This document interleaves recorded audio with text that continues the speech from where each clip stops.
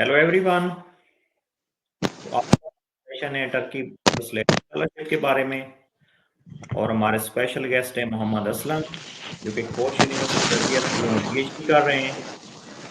तो हमारे आज के सेशन का जो आउटलाइन है वो कुछ इस तरह है। सबसे पहले हम एप्लीकेशन की विंडो को डिस्कस करेंगे। उसके बाद हम रिक्वायरमेंट को डिस्कस करेंगे कि इस यूनिवर्सिटी में कौन कौन सी जो रिक्वायरमेंट जो है वो चाहिए। उसके बाद हम करेंगे कि एप्लीकेशन का प्रोसेस क्या है। एप्लीकेशन के प्रोसेस के बाद हम डिस्कस करेंगे कि हमारे पास इसके लिए वो स्टेटमेंट ऑफ इंटेंट क्या है, इसके लिए रिसर्च प्रपोजल या स्टेटमेंट ऑफ पर्पस चाहिए, रिकमेंडेशन लेटर कितने चाहिए, इंटरव्यू का क्या प्रोसेस है, आपको एक्सेप्टेंस लेटर लेना पड़ता है या नहीं लेना पड़ता, फंडिंग की कितनी अपॉर्चुनिटीज़ हैं टर्की में, और फाइनली जो है हम इसकी आउटकम डिस्कस करेंगे कि इस सारे प्रोसेस की जो है वो आउटकम क्या है। तो सबसे पहले हम अपने गेस्ट का इंट्रोडक्शन करते हैं, ब्रीफली उनके बारे में जानते हैं और उसके बाद हम अपने इंटरव्यू का बकायदा जो आगाज करते हैं।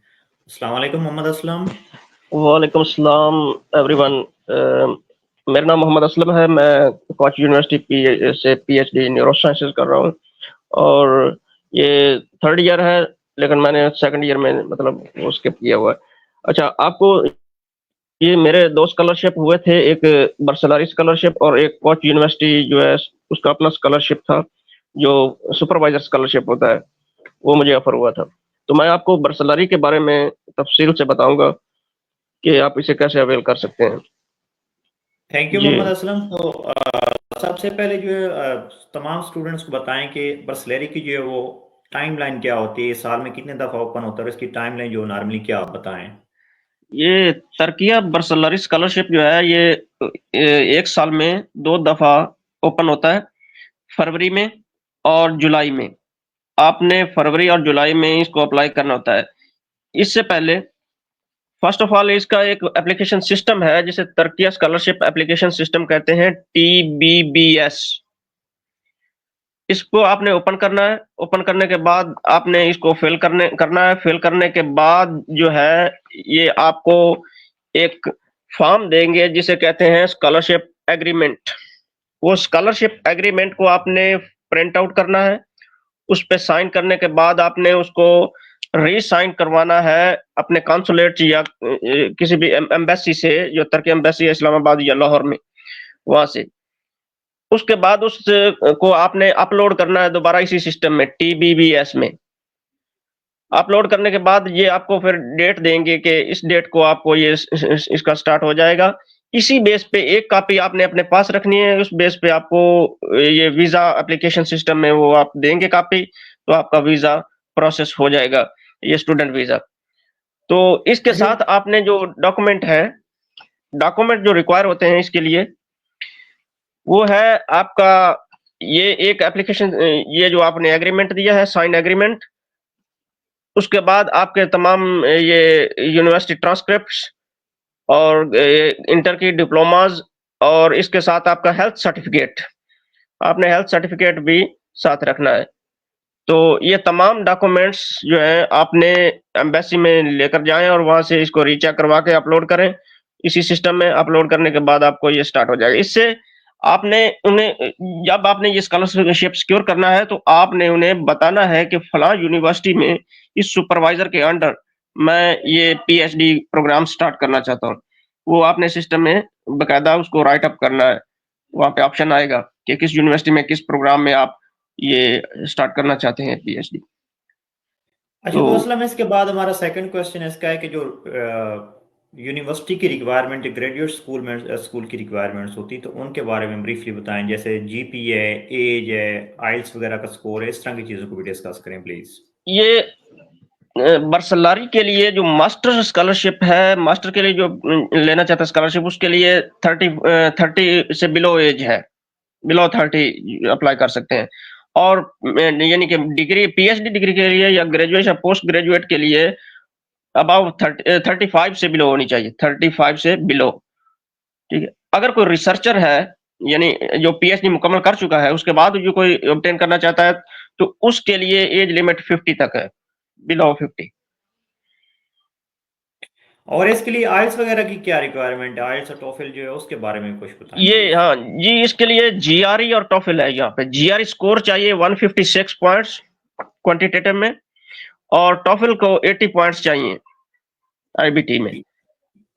ये तमाम यूनिवर्सिटी की रिक्वायरमेंट है, ये कुछ ये कुछ तमाम ये प्रोग्राम की? तर्किया में ऑलमोस्ट ऑल यूनिवर्सिटीज जो है जीआरई और टॉफिल रिक्वायर करते हैं। इन्हें ये जरूरी होता है देना। ये बिफोर 1 ईयर आपको टाइम देते हैं, एक 1 ईयर का, उसमें आपने ये कंप्लीट करना होता है। अगर नहीं करेंगे तो आपका स्कॉलरशिप टर्मिनेट कर दिया जाएगा। तो ये तमाम प्रोग्राम की रिक्वायरमेंट है, किसी स्पेसिफिक प्रोग्राम की रिक्वायरमेंट है? ये ऑलमोस्ट तमाम की एक्सेप्ट सोशल साइंसेज के। अच्छा, इसके बाद हमारा सेकंड क्वेश्चन है कि कितनी जीपी वाले स्टूडेंट इसके लिए एलिजिबल होते हैं? बर्सलारी के लिए 70% मार्क्स होने जरूरी हैं तमाम डिग्रीज में, यानी 3.5 ऑलमोस्ट सीजीपीए जो है वो होनी चाहिए। तो इनकी एक क्या इसके जो है जैसे हमारी एचईसी है, इनकी यॉक है जो एजुकेशन, ये जो मेन अथॉरिटी है, हायर एजुकेशन कमीशन जो है यॉक, वो इसको हैंडल करता है। तो उसकी रिक्वायरमेंट के मुताबिक 75% होने चाहिए मार्क्स। तो बहुत से स्टूडेंट को यहाँ पे ये भी एक सवाल होता है कि वहाँ पे स्टेटमेंट ऑफ इंटेंट रिक्वायर होती है, तो स्टेटमेंट ऑफ इंटेंट और स्टेटमेंट ऑफ पर्पस में क्या डिफरेंस है? आपका एक्सपीरियंस के मुताबिक स्टूडेंट को ये इसके बारे में गाइड करें। ये बिल्कुल जिस तरह का मोटिवेशन लेटर होता है, मोटिवेशन लेटर में हम सबसे पहले उसको सब्जेक्ट और उसके आगे जो प्रोग्राम जिसमें हम अप्लाई करना चाहते हैं वो लिखते हैं, और सबसे पहले हम एड्रेस और ये इसी तरह बिल्कुल वही होती है। फर्स्ट ऑफ ऑल आपने बताना है कि प्रॉब्लम्स जो है मेन चल रहा है, इस प्रॉब्लम का सॉल्यूशन जो है आपने किस तरह निकालना है, प्रॉब्लम को डिस्कस करना है। उसके नीचे आपने बताना है कि मैं इस प्रॉब्लम को सॉल्व करने के लिए किस तरह क्वालिफाई हूँ, मेरा बैकग्राउंड, एकेडमिक बैकग्राउंड इस प्रॉब्लम के लिए किस तरह सूटेबल है, आपने वो डिस्कस करना है। और उसके बाद नीचे जो है आपने अपनी क्वालिफिकेशन और आपकी जो कोई रिसर्च इंटरेस्ट है, कोई रिसर्च पब्लिकेशंस है, अपने थीसिस का रेफरेंस भी दे सकते हैं कि मेरा थीसिस भी ये है और इसी फील्ड में मैंने ये काम किया है, और अपना एक्सपीरियंस जो आप काम कर चुके हैं रिसर्च का, वो आपने नीचे उसके शेयर कर देना है। तो ये आपकी ये बिल्कुल मोटिवेशन लेटर की तरह ही होता है। रिसर्च ऑफ यानी SOP, research of purpose, sorry ये research proposal, sorry research of interest, और स्टेटमेंट ऑफ इंटरेस्ट जो है एसओपी, और रिसर्च इंटेंट जो है वो बिल्कुल इसी तरह होता है। का फर्क होता है। एड्रेस आप ना लिखें तो एक पैराग्राफ की सूरत में आप लिख दें तो ये आपकी एसओपी बन जाती है। वो तो ठीक है, लेकिन वहाँ पे काफी स्टूडेंट ये लास्ट टाइम डिस्कस कर रहे थे कि वहाँ पे लिखा होता है कि स्टेटमेंट ऑफ इंटेंट भी जो आप सबमिट करवाएं और उसके साथ जो आप स्टेटमेंट ऑफ पर्पस भी जमा करवाएं। तो मेरा सवाल यहाँ पे ये था कि दोनों में क्या डिफरेंशिएट वो करके करें कि दोनों डॉक्यूमेंट्स में जो वो सिमिलरिटी ना हो, सम हो, there should be some difference. मैंने आपको बताया कि जो स्टेटमेंट ऑफ इंटेंट और स्टेटमेंट ऑफ पर्पस है वो ऑलमोस्ट सेम होती हैं, लेकिन सिर्फ फर्क होता है कि स्टेटमेंट ऑफ इंटेंट जो होती है इसमें आप जो उन्होंने प्रोजेक्ट मेंशन किया होता है, जिस प्रोजेक्ट में आप काम करना चाहते हैं उसके थोड़ा सा प्रपोजल की तरफ चले जाते हैं कि मैं इस सब्जेक्ट को किस तरह हैंडल कर सकता हूँ।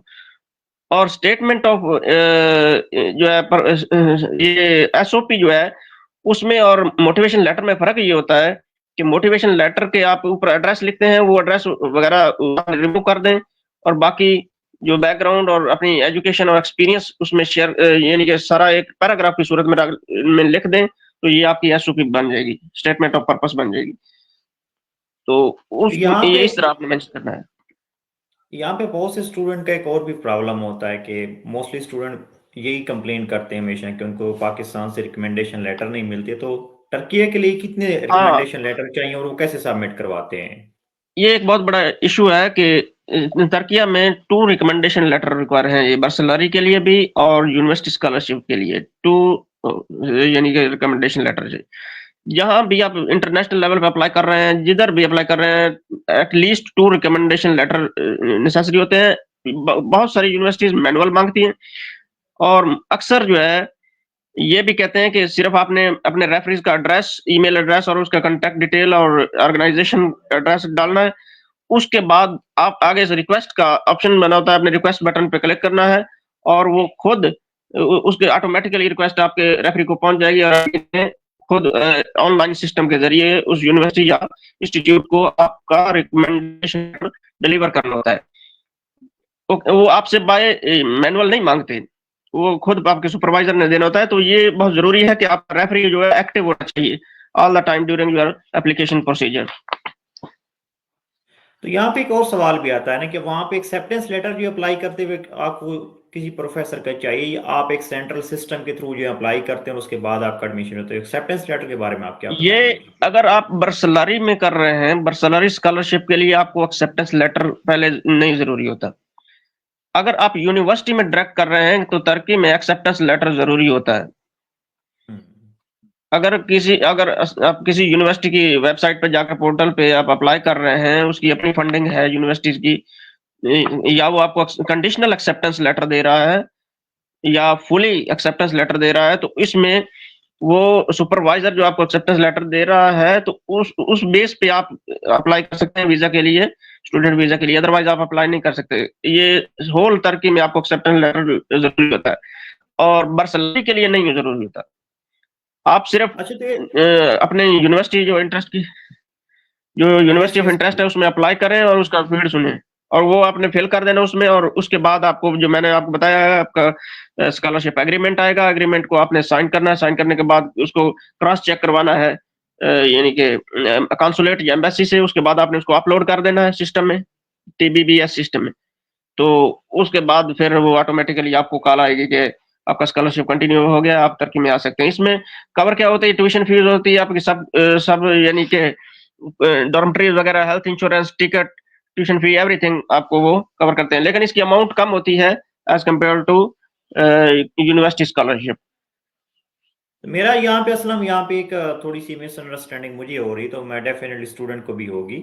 ये जो आप ये सारे कॉन्सुलेट वगैरह से डॉक्यूमेंट्स की वेरिफिकेशन बता रहे हैं, तो ये बर्सलरी के लिए चाहिए, ये यूनिवर्सिटी स्कॉलरशिप के लिए चाहिए? बर्सलरी के लिए, ये बर्सलरी स्कॉलरशिप के लिए आप जब अप्लाई करेंगे पोर्टल पे, तो आपको जब आप अप्लाई कर लेंगे, सारे मार्क कर लेंगे, उसके बाद आपको वो कहेगा कि इसको स्कॉलरशिप आपको आ जाएगा। वो कहेगा एक्सेप्ट या रिजेक्ट। तो आपने एक्सेप्ट करना है उसको। वो एक्सेप्टेंस का आ जाएगी, वहां पे एक मार्क आ जाएगा, आपने एक्सेप्टेंस मार्क पे ऑन कर देना है। तो उसके बाद आपको वो देगा स्कॉलरशिप एग्रीमेंट, एक पेज आएगा स्कॉलरशिप एग्रीमेंट का। उसको आपने डाउनलोड करना है, साइन करना है। साइन करने के बाद फिर आपने उसके साथ और अलॉन्ग विद डिप्लोमाज और अपनी सर्टिफिकेट्स, तमाम मेडिकल हेल्थ सर्टिफिकेट लेकर कॉन्सुलेट में जाना है और उसको क्रॉस साइन करवाना है, जो आपने जो स्कॉलरशिप एग्रीमेंट आपको इशू हुआ है, तो भी सॉरी बर्सलरी की तरफ से। उसके बाद आपने उसी की एक कॉपी अपने पास रख लेनी है और एक अपलोड कर देनी है उसी सिस्टम में, TBBS सिस्टम में, जहां से आपने अप्लाई किया था तो वहां मैं पे यहाँ वो। पे ये बात, सॉरी फॉर इंटरप्शन, मैं यहाँ पे ये बात क्लियर करना चाहता हूँ कि ये जो सारा वेरिफिकेशन का प्रोसेस है, ये तब स्टार्ट होता है जब आपका वहाँ पे एडमिशन और स्कॉलरशिप कंफर्म हो जाए, तो उससे पहले ये वेरिफिकेशन नहीं जी, चाहिए? जब आपको स्कॉलरशिप यानी कि मिल जाता है, आप उसके उनके क्राइटेरिया पर पूरा पहुंच जाते हैं, तो वहां पे एक यानी कि आपको ग्रीन सिग्नल आता है। आप ओपन करते हैं अपना, वो लॉगिन करते हैं सिस्टम को, तो उस सिस्टम पे लिखा आ जाता है कि आप कंप्लीट योर स्कॉलरशिप एक्सेप्टेंस और रिजेक्शन। ये एक्सेप्टेंस और रिजेक्शन वाला पोर्शन आपने कंप्लीट करना है। उसके बाद आपने उस फॉर्म को डाउनलोड करना है, थैंक यू, उसको थैंक यू। साइन करना है। नेक्स्ट प्रोसेस फिर आपने जाके वो एम्बेसी या कॉन्सुलेट से उसको रीचेक करवा के फिर अपलोड करना है उसी सिस्टम में। ठीक है। तो फिर क्या आपको प्रोसेस। जब इस स्कॉलरशिप पे अप्लाई करते हैं तो शॉर्ट लिस्टेड कैंडिडेट्स का इंटरव्यू भी होता है, या डायरेक्ट उनकी सिलेक्शन की ईमेल उनको आ जाती है? तो इसके बारे में बताएं कि इंटरव्यू का क्या प्रोसेस होता बर्सलरी है। के लिए कोई इंटरव्यू नहीं होता। बर्सलरी के लिए इंटरव्यू नहीं होता। स्कॉलरशिप के लिए आपके के 2 इंटरव्यू भी हो सकते हैं, 1 भी हो सकता है। मेरे एक्सपीरियंस के मुताबिक मेरे 2 हुए थे। उसके बाद उन्होंने एक बकायदा उनका एक यानी कमेटी बैठती है, कमेटी पूरी आपके फील्ड से रिलेटेड कमेटी आपसे क्वेश्चंस करती है, आपके से टेक्निक पूछती है कि इस टेक्निक को कैसे करेंगे, इसको कैसे करते हैं, इसको आप कर सकेंगे। वो तमाम टेक्निक से रिलेटेड आपसे क्वेश्चन पूछते हैं। उसके बाद वो जो है डिसीजन आता है फाइनल आपको एक्सेप्टेंस लेटर का। ये यूनिवर्सिटीज का ये इनकी यहाँ पे रूल है। बर्सलरी के लिए आपको इंटरव्यू नहीं होता, आपको सिर्फ डॉक्यूमेंट बेस पे वो आपको दे देते हैं स्कॉलरशिप। एलिजिबिलिटी अगर हो। यहाँ पे असलम सेकंड क्वेश्चन मेरा ये आता है कि स्टूडेंट एक बर्सलेरी पे अप्लाई करता है, उसका वहाँ पे अगर स्कॉलरशिप हो जाता है, उसका एडमिशन हो जाता है, फंडिंग नहीं मिलती, क्या ऐसी भी सिचुएशन टर्की में भी है कि स्टूडेंट का एडमिशन हो गया लेकिन उसको फंडिंग नहीं मिल रही, या अगर उसका एडमिशन तो उसको फंडिंग जरूर मिलेगी, या फंडिंग की अदर अपॉर्चुनिटीज जो टर्की में क्या क्या हो सकती हैं, professor funding, some other scholarship, तो उनके बारे में ब्रीफली बताएं कि ताकि स्टूडेंट को पता हो कि आप बर्सलेरी के अलावा भी कौन कौन से ऑप्शन वहाँ पे अवेल कर सकते हैं। यहाँ पे तुर्की में 3 टाइप्स ऑफ स्कॉलरशिप है। पहला यही है बर्सलारी, दूसरा यूनिवर्सिटी स्कॉलरशिप होता है जो प्रोफेसर के पास फंडिंग होती है वो आपको देता है यूनियन की कमेटी, और तीसरा होता है तबितैक स्कॉलरशिप। तबितैक ये यूरोपीय यूनियन की फंडिंग होती है। इसमें ये शामिल है कि ये तबितैक यानी कि रिसर्च काउंसिल है इनकी, science and technology council of Turkey, उसका नाम उन्होंने रखा हुआ है तबितैक।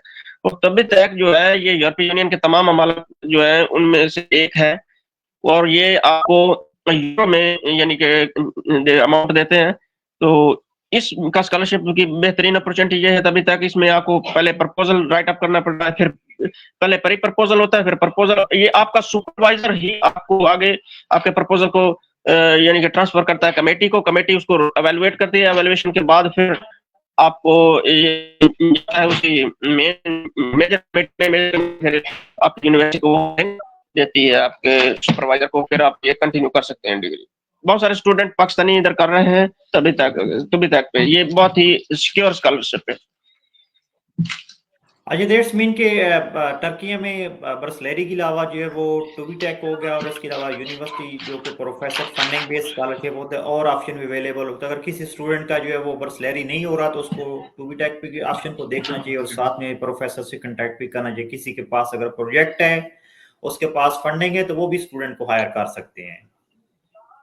आजकल joint program for neurodegenerative disease JPND ये आया हुआ है, इनका तभी तक का प्रोजेक्ट है। उस पे जो है ये पार्किंसन डिजीज, ये Alzheimer disease, epilepsy, prion disease, और 2-3 और है ये muscular dystrophies and SMA, spinal muscular atrophies वगैरह पे उन्होंने कहा कि प्रपोजल आप लिखें, इसको राइट अप करें, अपने सुपरवाइजर को सबमिट करें। किसी सुपरवाइजर से आप सबसे पहले कांटेक्ट करें, उसको आप ये दें प्रोजेक्ट लिखकर, अगर वो एक्सेप्ट हो जाता है तो आपको मिल जाएगा स्कॉलरशिप।